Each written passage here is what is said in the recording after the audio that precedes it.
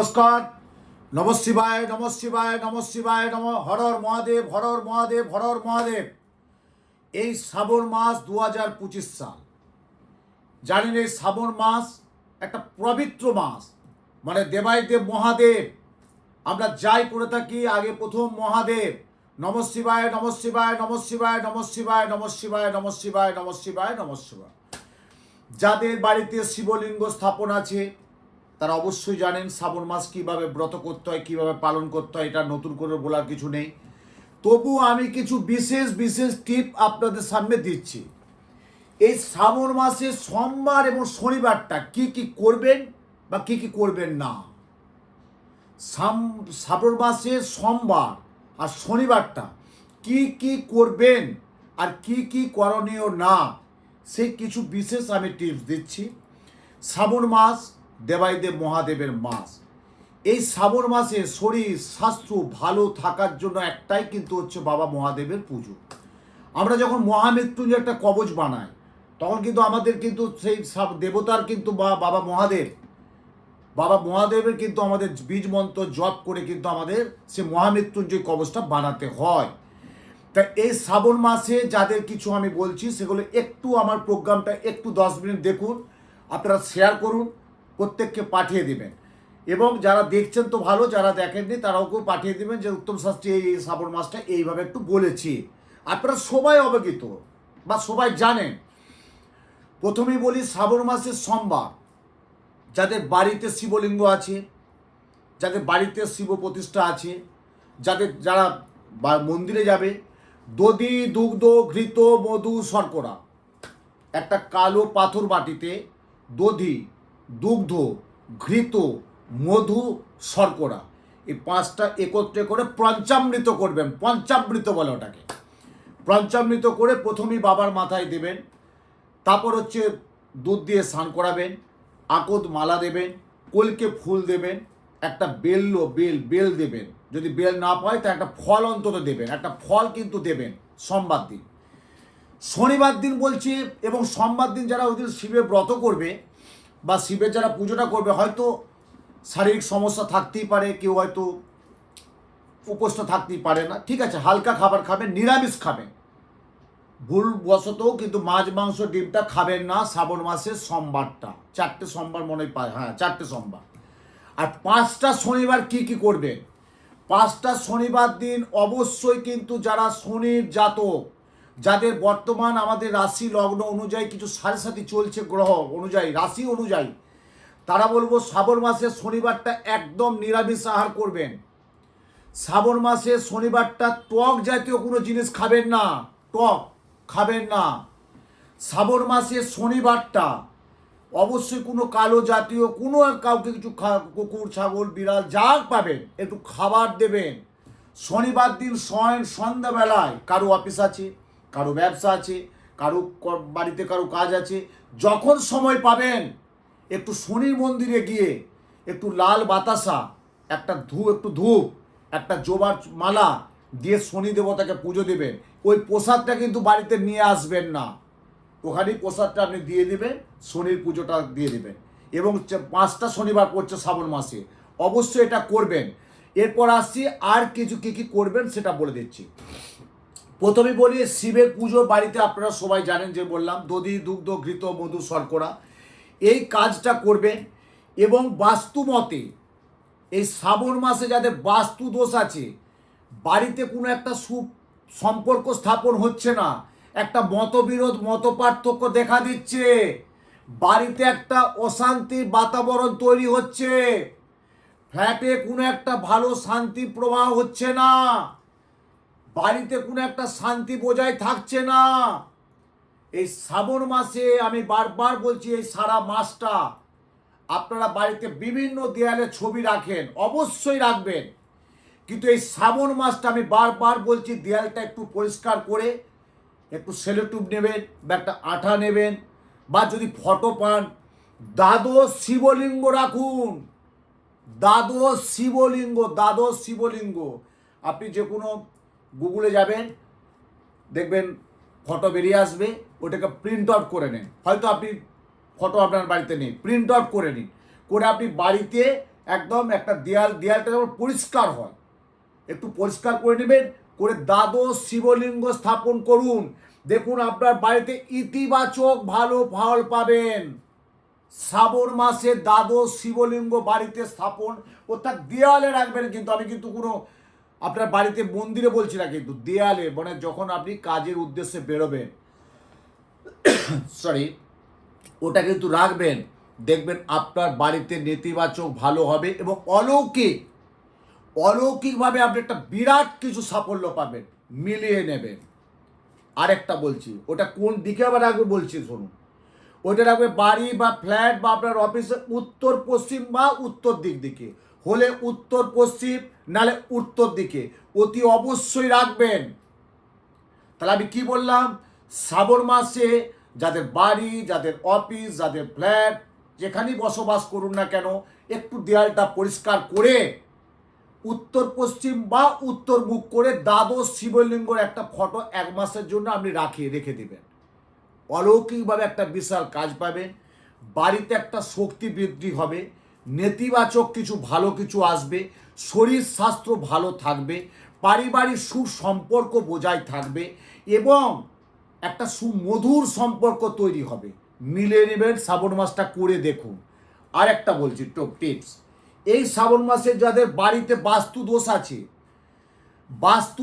শ্রাবণ মাসটা যাদের বাস্তু দোষ আছে, সবসময় নেগেটিভ এনার্জি, পজিটিভ হচ্ছে না, সবসময় অসফলতা, ব্যর্থতা, আশারুম রেজাল্ট হচ্ছে না, আকাঙ্ক্ষা থেকে বঞ্চিত হয়ে যাচ্ছেন, মানসিক ডিপ্রেশনে চলে যাচ্ছেন, হওয়া কাজগুলো বাধা হচ্ছে, ছেলে মেয়ে কথা শুনছে না, কোনো পারিবারিক উন্নতি হচ্ছে না, আয়ের চেয়ে ব্যয়টা বেশি হচ্ছে, অর্থ ধরে রাখতে পারছেন না, এবং সর্বোপরি আরেকটা কথা বলি, বাড়িতে একটা প্রচণ্ড ফ্যামিলির বাবা মা ছেলে কন্যা আর আদার্স যারা একটা বাড়ির মধ্যে যে থাকে, কারুর সাথে কারুর সম্পর্ক ভালো থাকছে না, মত পার্থক্য, মতবিরোধ। দয়া করে বলি এই কাজটা করুন আপনারা শ্রাবণ মাসে, একটা মাস করে দেখুন। উত্তম শাস্ত্রী বলছে কি করবেন, এটা করবেন অর্ধনারীশ্বর। কি বললাম, অর্ধনারীশ্বর। দেখবেন একদিকে আমাদের মা দুর্গা পার্বতী, একদিকে হচ্ছে মহাদেব, একদিকে হচ্ছে পার্বতী, একদিকে হচ্ছে মহাদেব, শিব আমাদের মহাদেব। এইটাকে বলে অর্ধনারীশ্বরের মূর্তি। আবার বলি, আপনি এখনকার দিনে সোশ্যাল মিডিয়া গুগলে পেয়ে যাবেন, বা আপনি কোনো ফটো দোকানে চলে যাবেন, বলবেন অর্ধনারীশ্বর। একদিকে পার্বতীর মুখ থাকবে, দেবীর আমাদের মা দুর্গার মুখ থাকবে, একদিকে বাবা ভোলানাথের মহাদেবের মুখ থাকবে। ওটাকে আমরা বলি অর্ধনারীশ্বর মূর্তি।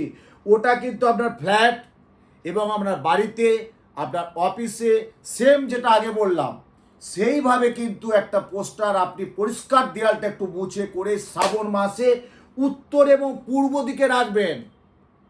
1 মাস রাখবেন, দেখবে পারিবারিকতে কতটা আপনার কলহ কেটে যাবে। পারিবারিক দাম্পত্য যে একটা কলহ, মত পার্থক্য, মতবিরোধ, বিচ্ছেদের জায়গায় যাচ্ছে, সম্মান চলে যাচ্ছে। অর্ধনারীশ্বর, একটা অর্ধনারীশ্বর, একদিকে মা আমাদের দুর্গা মা পার্বতী মা, একদিকে হচ্ছে বাবা ভোলানাথ। একটা ফ্রেমের মধ্যে দুটো রূপ থাকবে, দেখবেন দুটো চোখই একটা রূপই আসবে। ওটাকে আমরা বলে থাকি অর্ধনারীশ্বর। ওই মূর্তিটা আপনি বাড়ির উত্তর পূর্ব দিকে রাখবেন। বাস্তুতে দেখবেন সৎভাবে উন্নতি আসবে, অসৎভাবে না। সৎভাবে উন্নতি, উপার্জনের জায়গাটা বাড়বে।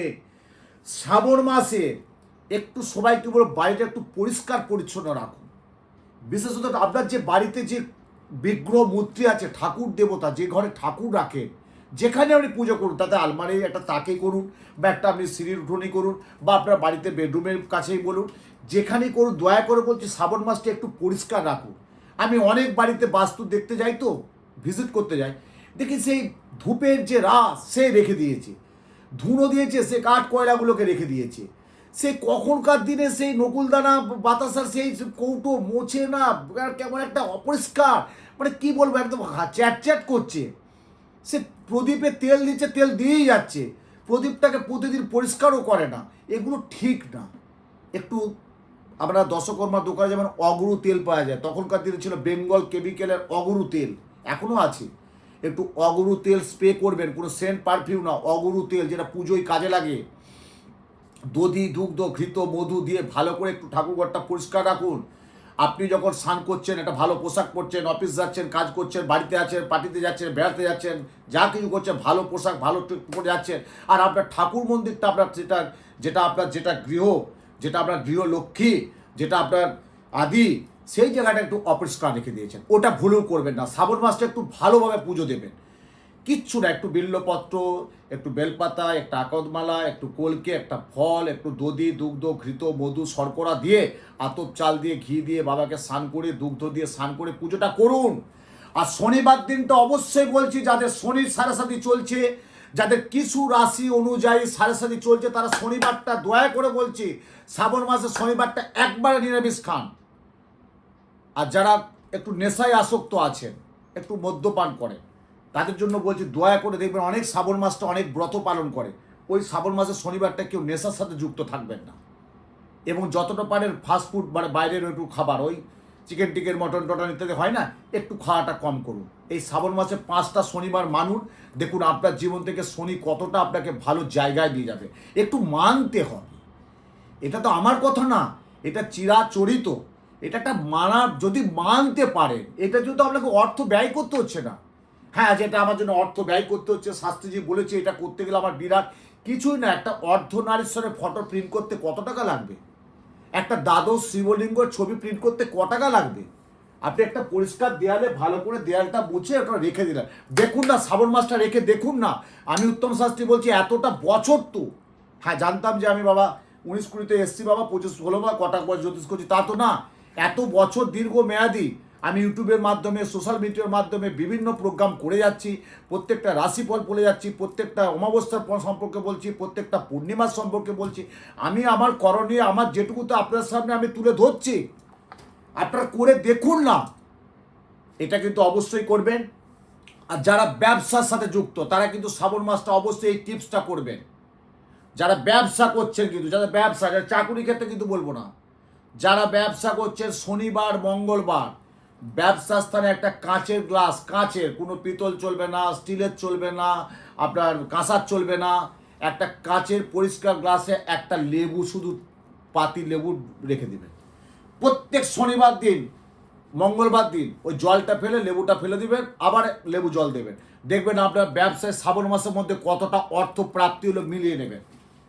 আমার কথাটা একটু মিলিয়ে নেবেন, এটা বলছি মানে আমি অনেক বার করেছি, এগুলো পরে আমি বার করে আপনার সামনে তুলে ধরছি। তা শ্রাবণ মাসে কি কি করবেন, কি কি করবেন না, যেটুকু আমি তৎক্ষণাৎ একটু বললাম। এবং যারা বাড়িতে পুজো করেন শিবলিঙ্গ, তারা উত্তর এবং পূর্ব দিকে বাবাকে রাখবেন, পুজোটা অবশ্যই করবেন। আপনার নিজের জীবন, আপনি একটু চাইবেন তো আমার জীবনটা যাতে ভালো থাকে, আমি যাতে ভালো থাকতে পারি, আমার অনেক বাধা বিপত্তি আছে, সেটা আমি কী করে পেরোতে পারি। দেখেন, একটু ঈশ্বরের সাধনা করি না।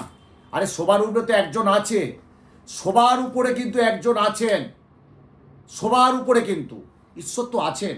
একটু ডাকি না, একটু দেখি না, একটু দেখি না। এটার জন্য আপনাকে কোনো রদ্র করতে হচ্ছে না, কোনো কবস্তাবিক করতে হচ্ছে না, কোনো পয়সা ব্যয় করতে হচ্ছে না, শুধু একটু টিপস। কী টিপস বললাম?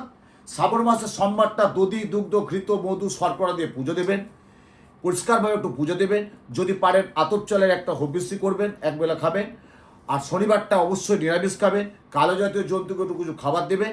এবং বাড়িতে পরিষ্কার করে দেয়ালে এই শ্রাবণ মাসে একটা দ্বাদশ শিবলিঙ্গ, একটা ছবি ফটো রেখে দেবেন। আর একটা অর্ধনারীশ্বর, যে ছবিটা আমি আপনার সম্পর্কে তুলে বললাম, এইটা এইভাবে করুন।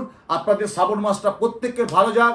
ঈশ্বরের কাছে, বাবা ভোলানাথের কাছে প্রার্থনা করি যে আপনাদের সুস্থ রাখুক, সুন্দর রাখুক, ভালো রাখুক। আমার প্রোগ্রামটা দেখতে থাকুন, সবাইকে শেয়ার করুন, ভালো থাকুন।